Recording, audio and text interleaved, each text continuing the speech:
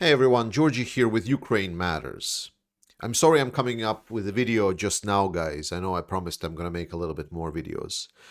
But I'm a little bit in pain. Not physical pain, but the moral kind of one. Like my heart is racing, my adrenaline, my blood is boiling, everything. Because we've been through this many, many times already.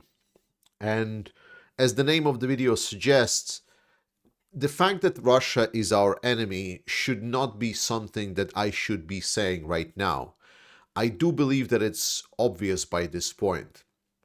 Let's quickly go over some of the latest news that came out just basically this week. We don't need to look into like years and years and years what Russia has been doing. Let's look at what's come up this week. The Czech government reveals that there is like a whole network of Russian agents working to undermine European elections, that there are paid agents by Russia using our own money that we are paying to them to buy components, to do business with Russians, and they are destroying our democracies. Czech government has found it again. Is it a surprise? I don't think so. Well, let's go on to the next news. German companies are doing business with Russia. Even more, they are specifically working with Russia to help do business on the occupied Ukrainian territories. The city of Mariupol, where Russia committed probably one of the worst, if not the worst, atrocities in the war. The only way that we are not seeing more pictures coming out from Mariupol about how life is hell over there is because Russia has full control and they were able to take the city captive, and they're able to hide all of the presence of their crimes. This is what was Russian plan for the whole of Ukraine. This is what Russian plan for the whole Ukraine still is.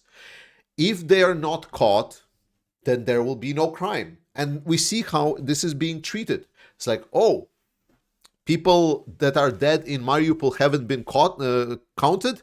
Well, therefore, there is a lot less dead Ukrainians. Whoa, ho, ho. Russia, hooray, Russia. Oh, the city of Mariupol got destroyed. Well, but we're rebuilding it now. Therefore, also with Germans helping us out. What a great guys are. That is the latest news. If we go in further, the situation with the Havana syndrome. Now, I'm going to ask you this question. Imagine a situation in which a representative of your embassy, your countryman, a diplomat, someone who is having a protection, is assaulted with a weapon while in embassy that deals bodily harm to that person. Imagine if it was a gun. Imagine that was a bullet to, let's say, a leg. Would that be an international incident? Would that the country that sanctioned this attack, would that country be considered like a country that is having good intentions towards you, a country that maybe you should consider making some kind of business and maybe consider some kind of negotiations with? Maybe not. And here we have Havana syndrome that came out. So Havana syndrome was for a longer time considered to be some sort of a hoax, like a unknown cause that caused a lot of these effects on the embassy workers of embassy of US. A lot of these symptoms have persisted, and in many of the victims of these attacks, now we can say it was victims because finally the investigations came to light that it was Russia that was using, I believe, sonic or microwave weapons to cause bodily harm to the workers of the embassy. So they were on purpose doing that by using their, and it's important, their special services. The country was using their special services to specifically harm people that are working in your embassies. Not some kind of other spies, not military, civilian staff, civilian personnel. And I know they're working in embassies, but technically they're civilian, they're not military, right? How do we deal with this? And just recently, just right now, basically today, they came out the some quotes with the McFall discussion about the positions of Jake Sullivan and Anthony Blinken. Now, we knew for quite a long time that between Jake Sullivan and Blinken is a huge discrepancy in opinions about how they are seeing the war in Ukraine and how the U.S. position should be, specifically Biden's administration should be towards Ukraine. And Anthony Blinken was always in more support for Ukraine. He was always considering and pushing the narrative that there should be more support for Ukraine, not less. And we knew that Jake Sullivan was always the person that tried to convince Biden to be more moderate, to make more cautious approaches. So we knew that something like not sending weapons that were not previously approved by the consensus of NATO and allies to Ukraine, this is work of Sullivan. We knew that for quite a while now. But just recent comments made it a whole new thing, because despite all of that, despite all of the feet dragging that we saw from the Biden administration, despite all of the, like, if you are now being defensive and it's like, what do you mean the dragging feet of Biden administration? How many Abrams tanks have US sent? Like, Biden had all of the possibilities to send all the help to Ukraine that he could. He didn't. He sent enough, but definitely not as much as he could, right? Let's agree on that.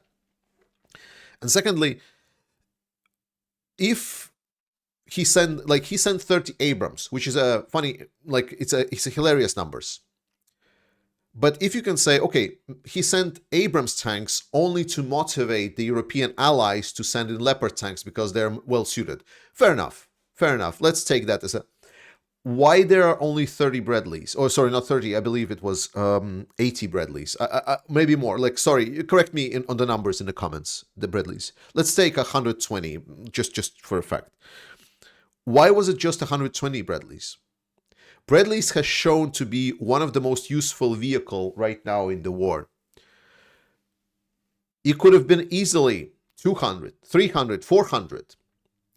There was never a committed effort for Ukraine to win, to get enough.